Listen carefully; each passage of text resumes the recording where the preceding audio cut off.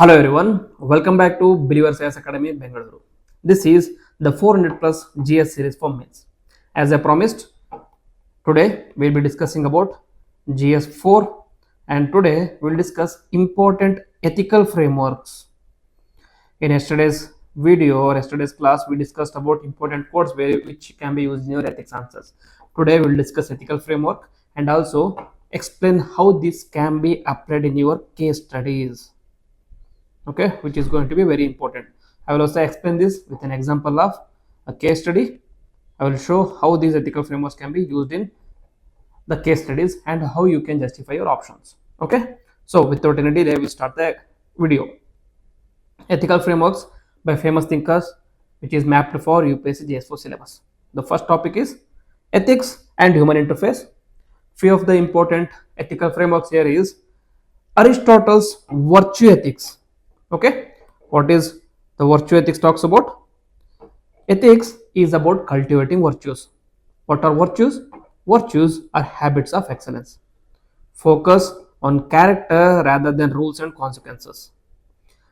Aristotle also talks about the golden mean, that is balance between extremes. Okay, so for example, courage is the mean between cowardice and foolhardiness or foolishness. Okay, this is how you should be cultivating virtues in a human being. As a human being, you should strive to bring or cultivate virtues. Then is Mahatma Gandhi. His important framework is ethics of non-violence, that is signifies ahimsa and satya. He says that means are just as important as ends. Truth and non-violence are the guiding principles for ethical conduct. So this means and ends are as important as means are as important as ends is nothing but deontology. What is deo? Deo is means. Okay, so here the means are equally important in achieving the ends. For example, if you want to pass an exam and achieve some great job or take some great job, you have to pass the exam with fair means. Okay, only then both the means and the consequences are right. Only then the means and consequences are ethical. If suppose you pass an exam through unfair means by using copy cheats or copying someone else, there the end might be right. End might be right that you are achieving your goal, but the mean is wrong, whereas you are not able to achieve this. So the opposite of deontology is called as teleology. Teleology is ends is all that matters. Ends or consequences is all that matters. If ends or consequences are ethical, then the action you take to achieve these are ethical as well. For example, I will give an example of Mahatma Gandhi and Subhash Chandra Bose. Okay, SC Bose. So they had many of the difference of opinions. Okay, for when there was Second World War happening around 1942 time, when India wanted to go for Quit India movement, there were two kinds of voices. One was headed by Mahatma Gandhi. Mahatma Gandhi was like, I know our final goal is to achieve independence, but right now British are fighting against a larger enemy, that is Nazi Hitler. Okay, Nazi Germany. So the Nazis are more violent or more evil compared to Britishers. So we should wait for them to finish off the war and then we can go for independence movements. So for him, means were equally important as achieving the ends. For Subhash Chandra Bose, he wanted to take the help of Nazis. He wanted to take the help of Nazi Germany or Nazi Hitler. He wanted the help of Nazi Hitler to remove Britishers from India.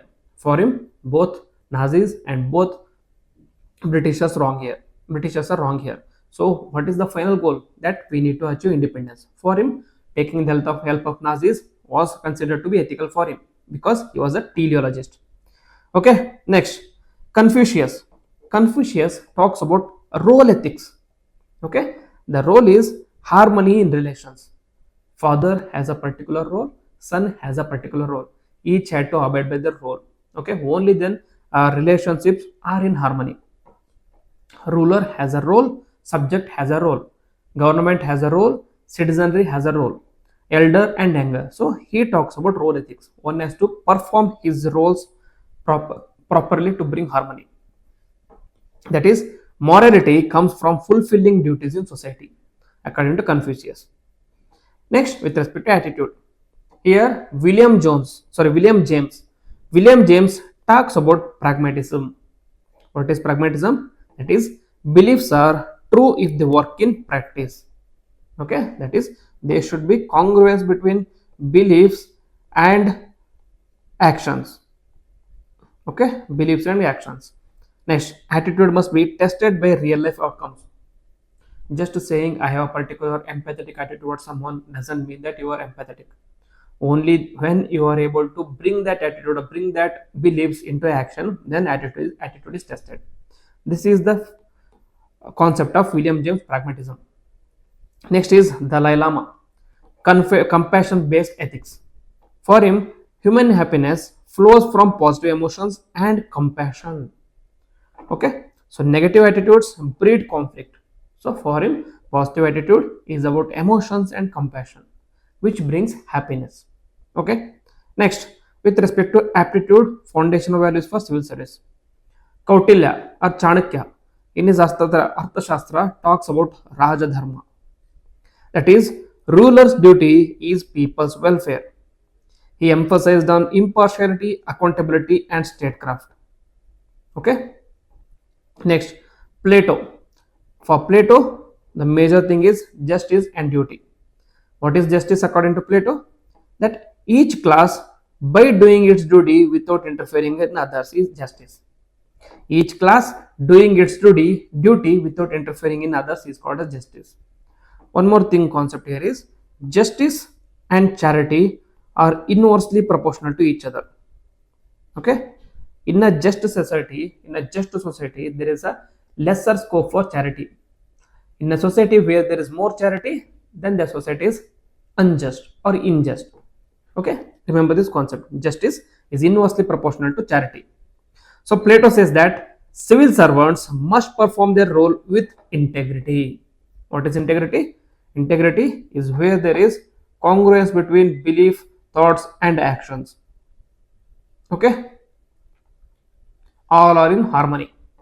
Next, Sardar Vallabhbhai Patel was considered as the who talks about civil service as steel frame of India.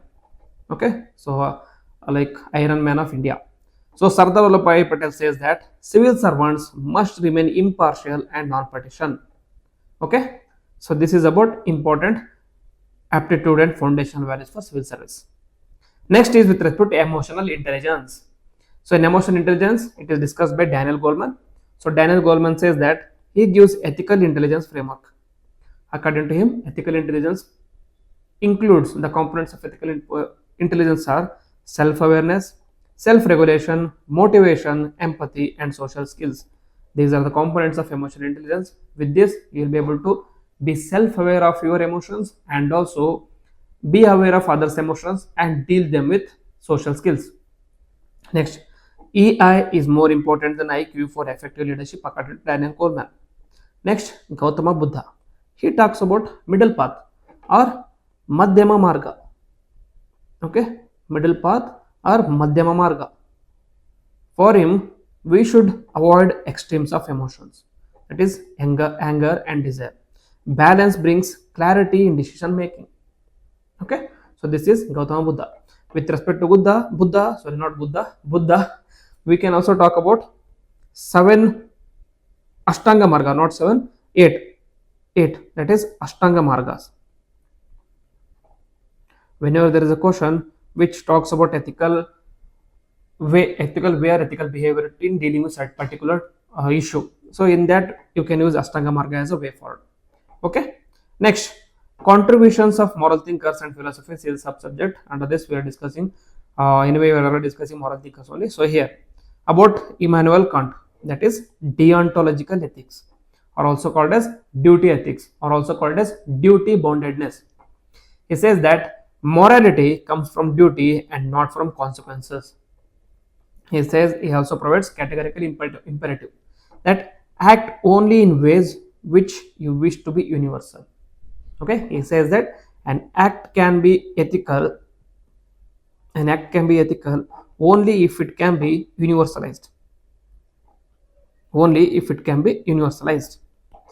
Okay, very important. He is a very chief person in respect to ethics. So remember his categorical imperative and deontology. Next, Jeremy Bentham and J.S. Mill. They talk about utilitarianism. Utilitarianism is greatest happiness of the greatest number. So decisions are judged by outcomes and social utility. So that is utilitarianism is largest number of, if this is a particular group or if this is a particular region or a country, etc. For him, an action is ethical if it is providing greatest happiness to greatest number of people. So this is good aspect of the like good ethical framework. However, it is promoting majoritarianism. Okay, it promotes majoritarianism. Okay, next, Swami Vivekananda, he talks about practical Vedanta. For him, service to man is service to God. He also says Manava Seva is Madhava Seva. What is Manava Seva? That is Seva to human beings is also nothing but Seva to God itself.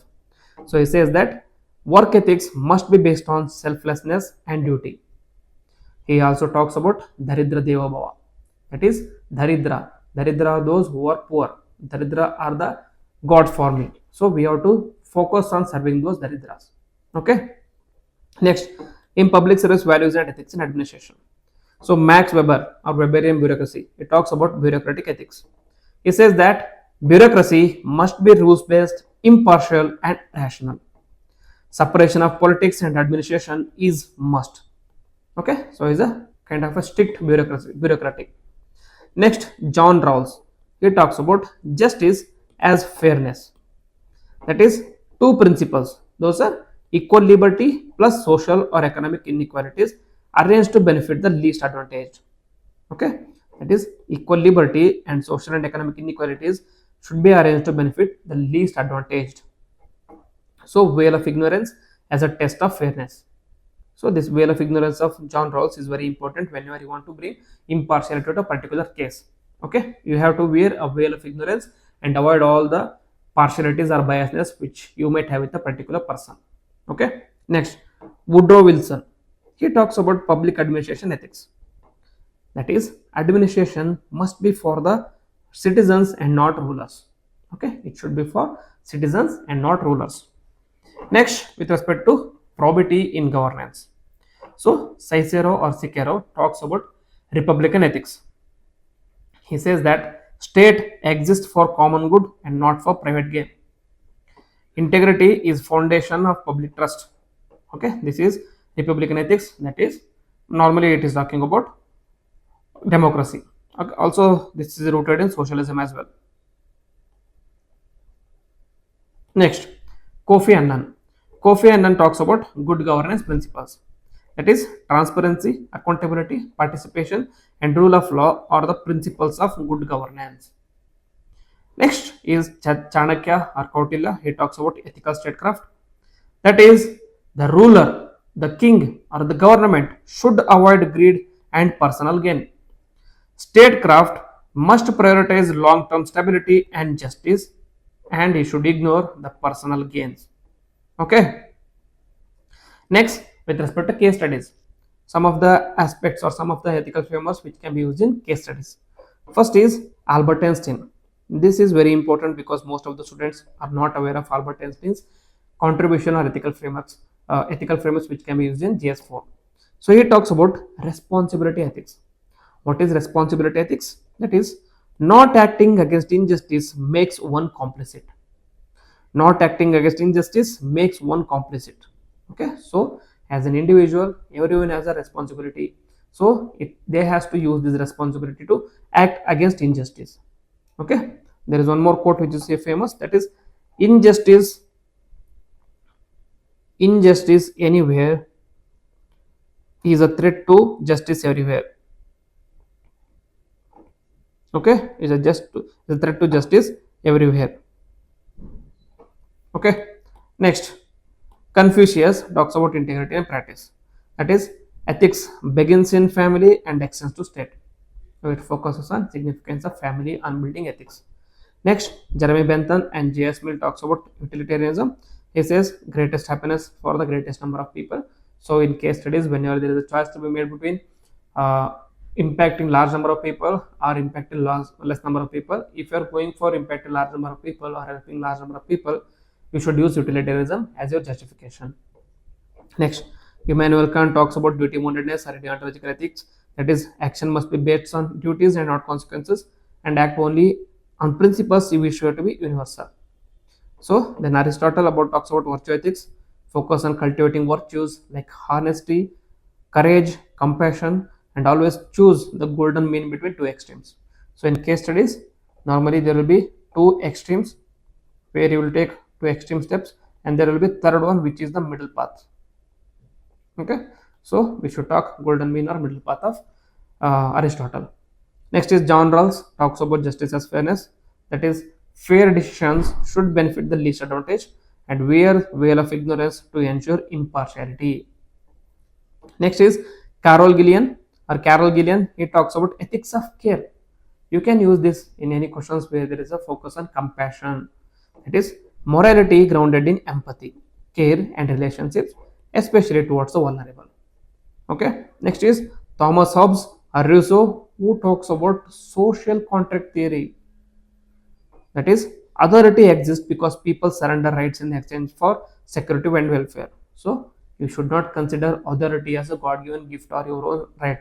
Instead, authority is because people surrender their rights to you in exchange for security and welfare. So the role of government or the king is to provide welfare, and the role of citizens is or normal people is to obey the rules.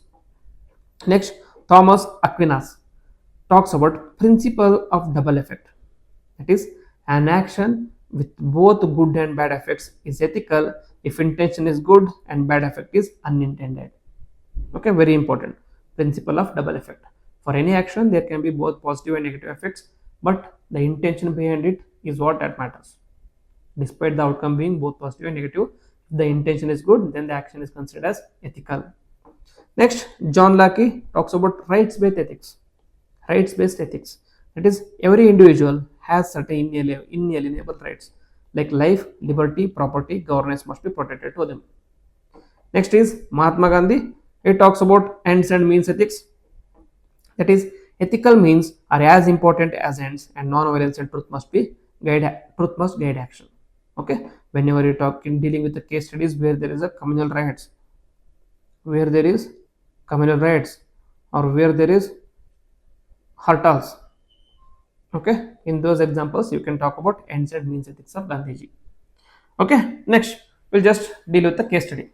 Just a simple case study that you are a district officer, a major factory is there in your region or district provides job to at least 5,000 workers, but later it is found polluting water, a river, harming villagers' health.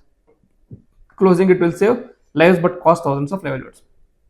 Okay, simple case study. So there is both positives and negatives of a particular move. So which move you should be choosing? For here, you can use application of ethical frameworks. First is utilitarianism of Mill and Bentham. That is, the decision must maximize happiness. Protecting the health of lakhs outweighs the 5,000 jobs. Okay, we should focus on protecting the lives of these villagers or these 5,000 workers. Next is Kant's duty ethics. He says that as a civil servant, you have a duty to uphold environmental laws, irrespective of economic consequences. So you should uphold the duty irrespective of the consequences. That is, these 500 people might lose the job, but your duty is to ensure that environment is safe and there are no health implications of these people. Next, Rawls' justice of as fairness. That is, poorest villagers or the least advantaged deserve protection first, and fairness demands safeguarding their rights. So poorest of the poorest must be taken care first. Next is Gandhian ethics. That is, solutions must use ethical means and not bribery or cover up, but lawful and transparent action. Okay, another Gandhian ethics or Gandhian principle is about Sarvodaya in Antodaya, which is almost similar to John Rawls' justice as fairness. That is, the poorest villagers deserve protection first. So Sarvodaya in Antodaya is an action is ethical which focuses on poorest of the poor. Next, virtue ethics. The officer must show courage, honesty, and compassion in balancing the decisions. So the balance action should be order the factory to adopt pollution control technology, which is ethical means, and protect villagers' self with the justice and duty, and while negotiating alternate employment schemes which focus on compassion and fairness of not only villages but also the livelihoods of 5,000 people. Okay, so this is ethical framework and where you can use the ethical frameworks in your answers. So in this series, I'll bring one more video for ethics, where I will discuss about religions and their significance in ethics. Okay, you can just wait for tomorrow's videos. I'll upload the video as well, and you can use all the important content I'm going to give in your preparation. Okay, so this is the end of today's video. If you like the video, then please hit the like button, comment on it, and also share with your friends. And if you're new to the channel, please subscribe to the channel and also click on the bell icon so that you don't miss notifications. You don't miss any notification. And this ends the video. Jai Hind, Jai Karnataka.